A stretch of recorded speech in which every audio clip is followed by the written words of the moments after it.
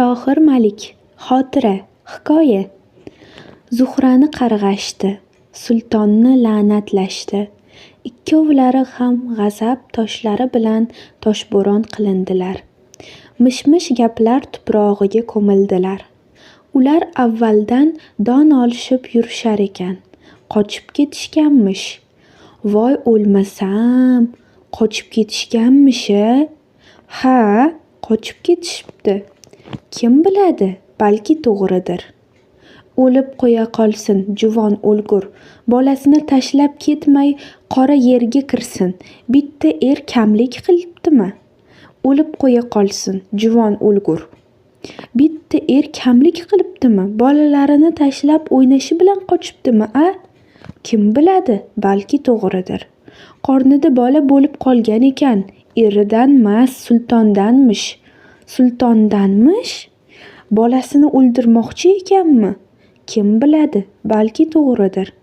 Bu gaplar kichkina ishxona doirasidan chiqib, shahargacha tarqaldi. Tanishlar uchrab qolganda suhbatlari shu yangilik bilan boshlanib, qo'shimcha ma'lumotlar bilan to'ldirilgan holda yakunlanardi. Bir haftacha shunday bo'ldi. Ezilib yoqqan yomg'ir tindi. Bulutlar tarqaldi. Quyosh yerning hovurini ko'tarib qizdirib yubordi. Odamlar suhbatining mavzui o'zgardi. Tuman idorasidan viloyat boshqarmasiga ishga o'tgan sulton Zuhrani birinchi marta ko'rganidayoq unga mahliyo bo'lib qolgan edi. Oppoqqina, do'mboqqina charos ko'z bo'lmasa ham jonni olguday qarashi bor. Yoz kechasidagi osmon husni hilolni eslatuvchi qoshi qop-qora. Qizga suqlanib qarab turgan sultonning ko'zi barmog'idagi nikoh uzugiga tushdi-yu, afsusdan nafasi qaytdi. Bir xonada ishlagandan keyin istaysanmi, istamaysanmi, ko'z-ko'zga tushib turadi. Sulton shayton eri bo'lmasa nima bo'pti? Bo'lsa ham nima bo'pti? Ehtimol ota-onasi zo'rlab uzatgandir. Balki eriga ko'ngli yo'qdir deb vasvasa ham qilib turdi.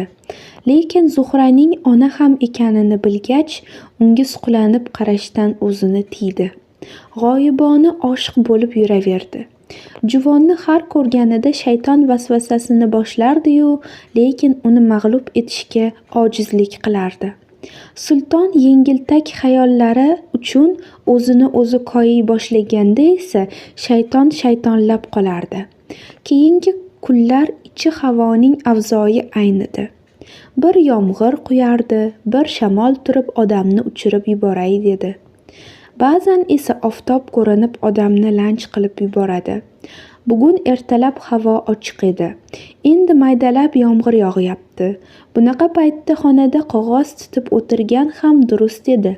Ukasining qo'ng'irog'idan so'ng sulton yo'lga otlanishga majbur bo'ldi. Tashqariga chiqib mashina peshoynasiga sachragan loyni artayotganida qo'shni bino tomondan kelayotgan Zuhraga ko'zi tushdi. Yelkasiga ro'mol tashlab olgan Zuhra uning yonidan o'ta turib bir nafasga to'xtadi. Ketyapsizmi deb so'radi. Xo'jayin yo'g'idan foydalanib Mirzobodga borib kelay dedi sulton. Mirzobodgami? Shunday deb Zuhra o'ylanib qoldi. Menam borib kelishim kerak edi-ya. Dugonam bir haftadan beri kasalxonada ekan. Uydan ortib borolmayapman. Uyat bo'lib ketdi. Bitta dori so'ratuvdi. Topib qo'yuvdim. Ishingiz ko'p bo'lmasa dorini tashlab o'ta olasizmi?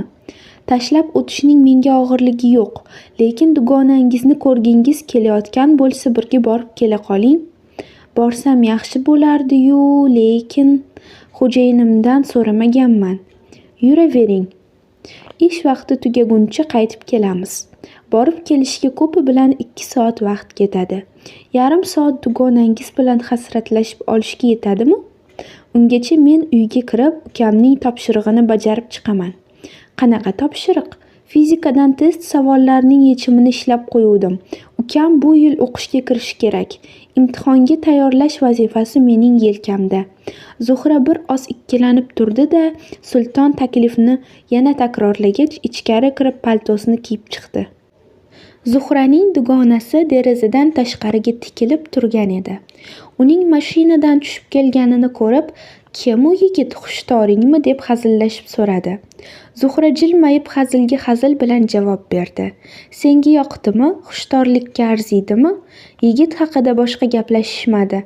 Zuhraning yo'qolgani ma'lum bo'lib mishmishlar tarqalgach, dugonasi o'sha gapni esladi. Hazillashmagan ekanda deb o'kindi. Ammo dardini birovga bildirmadi. Sulton ukasiga savollarni umumiy tarzda tez-tez tushuntirdi. Ukasi uning hayajonini sezdi. "Aka, shoshilyapsizmi?" deb so'radi. "Shoshilyapman", deb javob berdi Sulton. "Qayoqqa?" "Bir qizning oldiga", shunday deb jilmaydi. Ukasi buni hazil deb o'ylab, u ham jilmaydi. "Bo'lajak yangamizmilar?" "Balki." Ukasi uning shunday deb xo'rsinib qo'yganiga ahamiyat bermagan edi. Akasi yo'qolib u haqda turli mishmishlar to'qilgan kezlari yodiga oldi. Ammo dardini birovga bildirmadi. Qaytishda avval ballon teshilib qoldi. G'ildirakni almashtirishgungacha Sulton adabini yedi. Keyin motor hadeganda o't olavermadi. Sulton avtomashinani haydashnigina bilardi. Uning kasaliga esa aqli yetmasdi. Juvonga sir boy bermaslik uchun o'zicha motorni titgan bo'ldi. Keyin yordam so'rab yo'lovchi mashinalarga qo'l ko'tara boshladi. Bunaqa havoda to'xtab birovga ko'mak berishni istovchi insof egasining topilishi oson bo'lmaydi. Mashina shom qorong'usiga yo'lga tushdi. Xavotir chodiriga o'ralgan Zuhra miq etmay o'tirardi. Aybiga iqror Sulton ham jim edi. Faqat katta yo'lga chiqib olsak bir pasda yetamiz deb ovuntirmoqchi bo'ldi. Lekin katta yo'lga chiqishganda quyuq tuman bag'riga kirib, tezlashishning imkoni bo'lmay qoldi. Shaharga boradigan keng yo'lda qatnov siyraklashgan. Sultonning yuragi duk-duk urardi. Negadir hansiraydi. Ichini nimadir yondirayotganday bo'ladi. Mashinani yo'l chetiga olib chiqib to'xtagisi keldi-yu, shaytonga yana bo'yin bermadi. Sulton yo'ldan ko'z uzmaydi. Anhor yaqin qoldi. Hozir ko'prik keladi. Yo'l chaproqqa buriladi. Sulton mo'ljalda adashdi. Ko'prikka qancha borligini bilolmay kalovlandi. Juvonga qarashga botinmaydi. Qarasa xuddi dahshat ichida qolib ketadiganday tuyuladi. Zuhra hamon jim. Boshini oynakka tirab olgan. Uyga borgach bo'ladigan savol-javobni o'ylayotgandir ehtimol. Sulton mashina tezligini oshirdi. Shu imillab yurishi bo'lsa o'zini tutolmay qolishi mumkin. Irodasi chidash bera olmaydi. Uni o'ng oyog'i o'ziga bo'ysunmaydi. Nuqul tormoz pedalini bosmoqchi bo'laveradi. Tezlikni yana oshirdi. Mashina birdan pastlikka sho'ng'idi. Obbo, ko'prik tomonga bormabman-ku. Sultonning xayoliga shu fikrgina keldi. Tormoz ishlamadi. Mashina qattiq silkindi. O'sha kuni Zuhralarning uyida chiroq o'chmadi. Jajjigina Nafisa ayajon deb yig'layverib uxlamadi. Ertasiga mishmish tarqaldi. Shahardagilar bu voqeani asta unuta boshlashdi. Bahor kelinchaklik libosini yechib, o'rnini yozga bo'shatib berdi. Yoz ham o'tdi. Qochoqlarning daraga chiqavermadi. Quyoshning tafti kesilib, shamol qorning isini olib keldi. Ana shunda dehqonlar anhorni tozalagani hasharga chiqishdi. Suvni to'xtatishdi. Kimdir ko'prik yaqinida tepasi loy bosgan bir narsani ko'rib qoldi. Qarashsa avtomashina. Hamma o'sha yerga yig'ildi. Ichini ochishdi. Mashinaning ichida odamga o'xshash lekin tanib bo'lmaydigan ikki jasad bor edi. Mashinaning raqamiga qarab egasi Sulton ekanligini aniqlandi. Shaharchada yana mishmish tarqaldi. O'liklar anhordan chiqibdi. Qochib ketishayotganda tushib ketishganmikin? Kim biladi? Bechoralar.